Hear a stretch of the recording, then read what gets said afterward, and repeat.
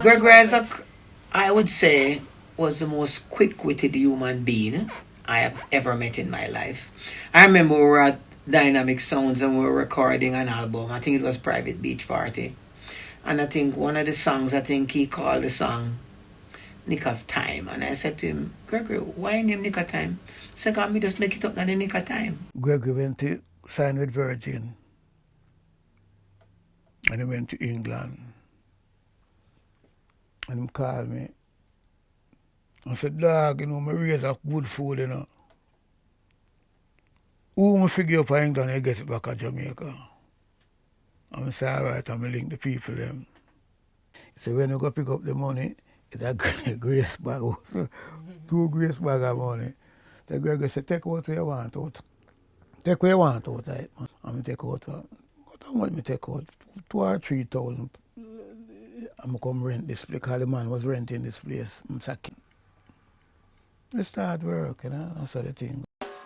Hello everybody, you're welcome back again to the Reggae Appreciation Society.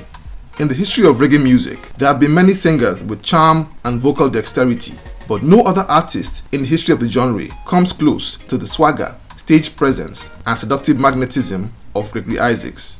He's been described by many music critics as having one of the most exquisite voices ever recorded, and it's hard to disagree. He was the ultimate lover man of reggae and Jamaica's answer to Marvin Gaye.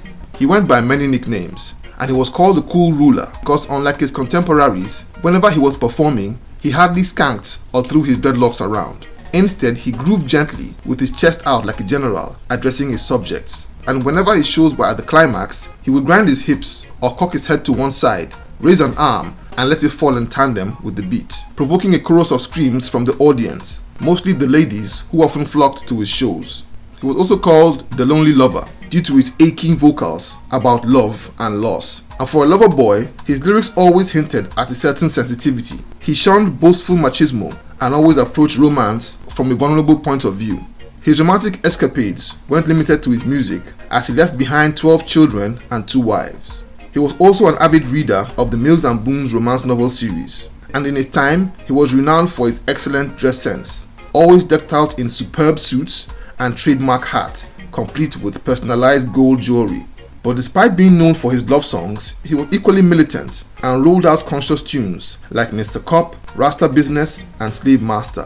Unfortunately, his long-term drug use and involvement in criminal activity led to extensive periods of incarceration and frequent arrests that hastened his physical decline and fairly premature death.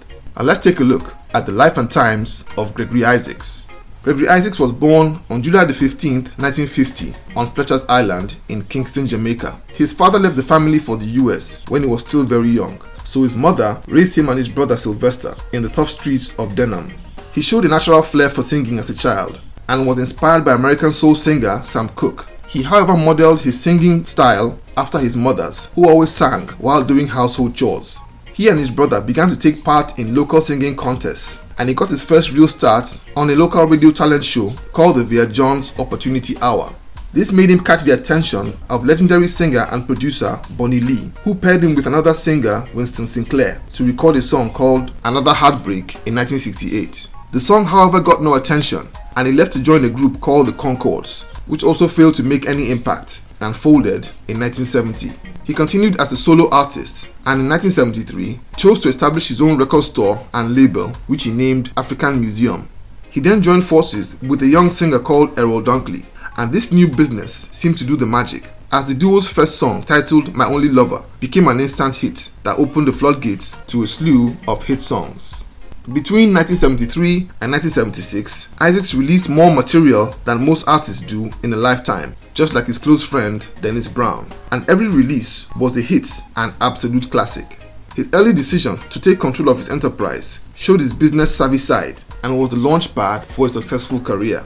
In 1977, he signed a deal to release an album under DEB Records UK, owned by his good friend Dennis Brown.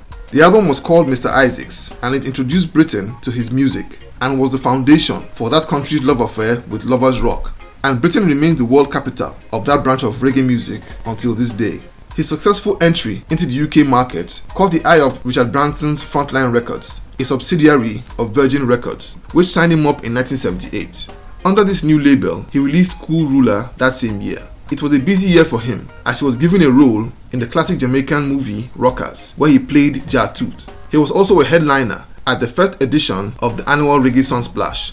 The Cool Ruler album was a moderate commercial success, but the follow-up album, Soon Forward, which was released in 1979, was loaded with hits, including the title track Soon Forward and Mr. Brown. This was one of the first recordings to make use of the production skills of Sly Dunbar and Robbie Shakespeare.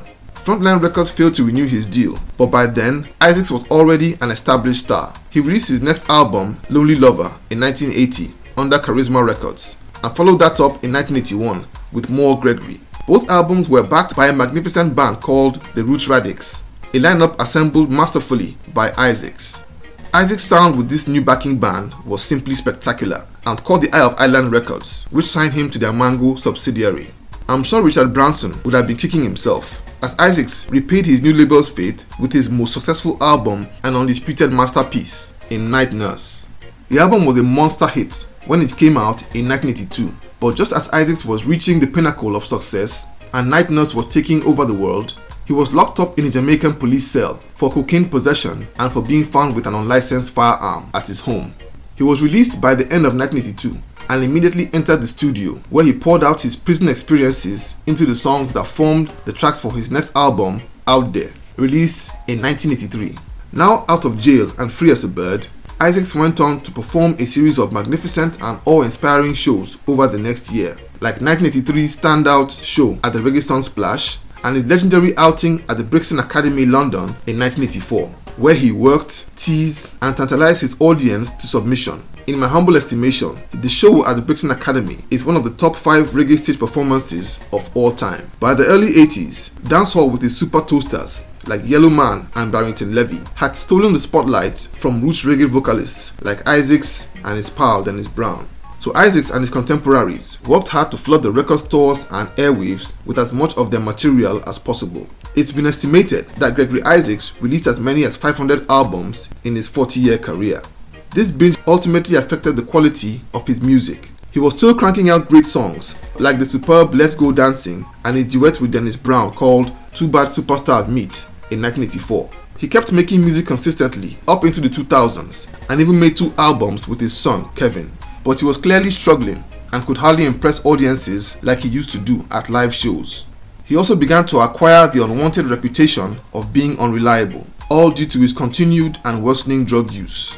He however still boasted of a loyal and adoring fan base around the globe, but he was really ill, and by 2007 he had lost many of his teeth. On the 25th of October 2010, he died of lung cancer at the London home he shared with his wife, Linda Isaacs.